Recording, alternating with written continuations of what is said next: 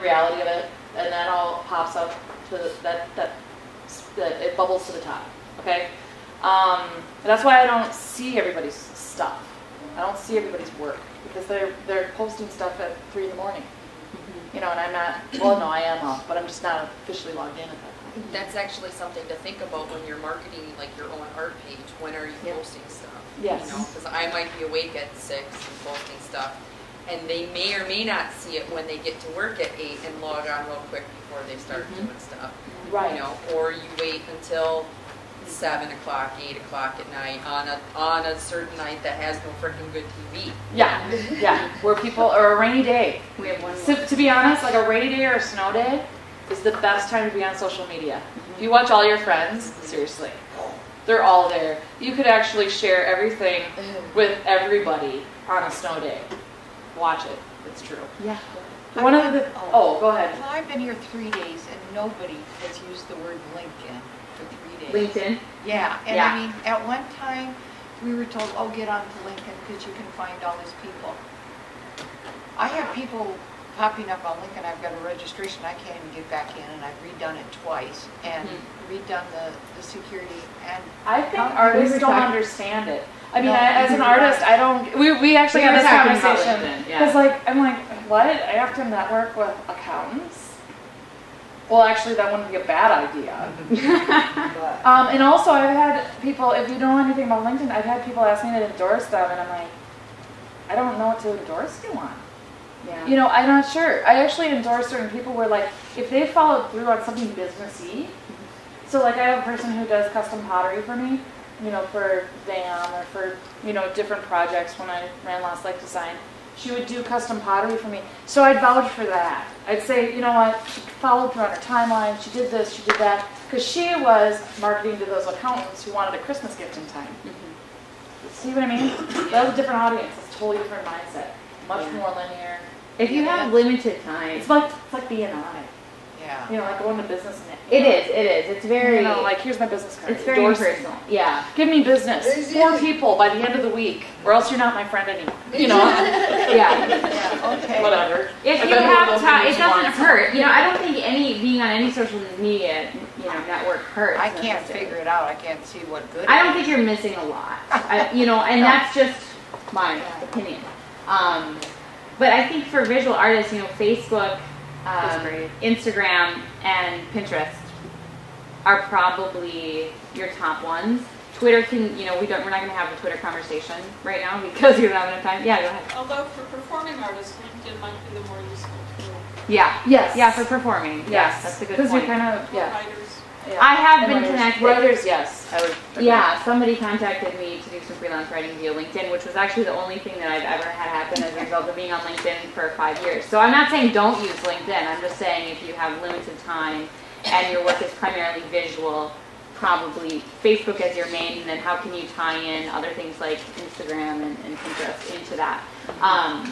And think about what you can do. Utilize, if the holidays are coming up, you can, I don't know how you feel about running specials and that kind of thing for your business, but, just those reminders to people, hey, I'm still here, consider this, just running different kinds of, I think you're running something right now where if somebody likes your page. Yeah, if they like it and they share the status, they like 10% off. Right. Yeah, and so think about, and it's all free again. I mean, this is stuff that people were having to pay hundreds and thousands of dollars for in the past, and it's free if you have a computer or a smartphone. Are you going to talk about micro-targeted ads? I don't know that we necessarily have not right now. We could probably do that later. But one of the things that I did want to mention about, now that threw me off. That threw me off.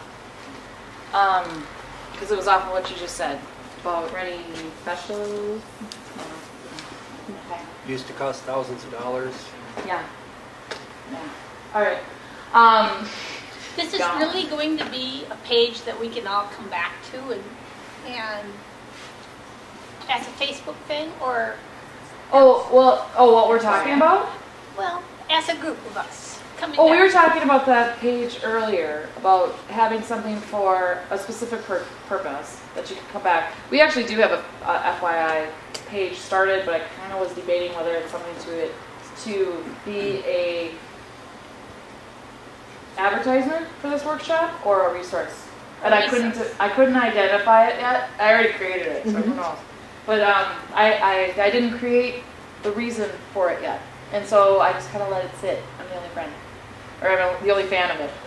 So we could probably either delete it or turn it in, give it a purpose. I think that's really important. One of the things I'm just going to quickly touch on, because we're done. When Ryan was presenting about what your discussion was about, say, Constant Contact or MailChimp, these e-newsletters, when you're dealing with getting rid of your email, your personal email or something like that, like for me it'd be Heidi Steadman at me.com, right? I have a MailChimp account that is programmed to go back to that email if I needed to, but I can always reprogram it in case I get a Hotmail account or if I change the email in general for me. But this, something like MailChimp, you can program it to go on your social media site. So when I said I'm passively on Twitter, I am. I don't tweet. I had an intern who did. And so, because I read and look at pictures. I only look, actually I look at the picture first and then I read it. But I don't read and then go, okay, I'm going to go to an obscure place and read something or look at something. So, but I know who's watching me on Twitter. I have certain people, institutions and resources and stuff like that are watching either Heidi Steadman or Visualize Minnesota. Most likely it's Visualize Minnesota. So that's just something though that keep that in mind, and that's called integrations. Okay, so you're integrating your different internet-based programs, so things can automatically go to Facebook for you. So you don't have to do the same thing twice, because that sucks. Because then you'll say it differently, and then you go, oh shoot, I said it better this time than that time, or I said that wrong or something. So I want to show one more thing. I want to show that. But maybe we can just take a couple. If you want to take a couple questions while I pull it up. Okay. And then, anybody have questions? Yeah, Ryan. One more comment about that constant contact that I didn't say up there, but I said it in the group back there. There's an option on there too, and this kind of goes back to like what you used to see in malls when people would approach you and try to get your email and all that stuff. This is such an easy way to do this now, and it's priceless.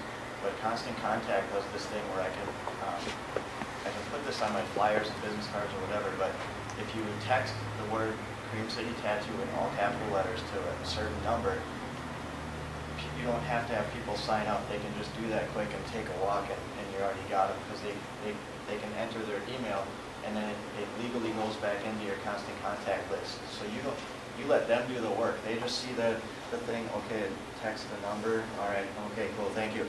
And they're gone. You don't have to have them sign anything.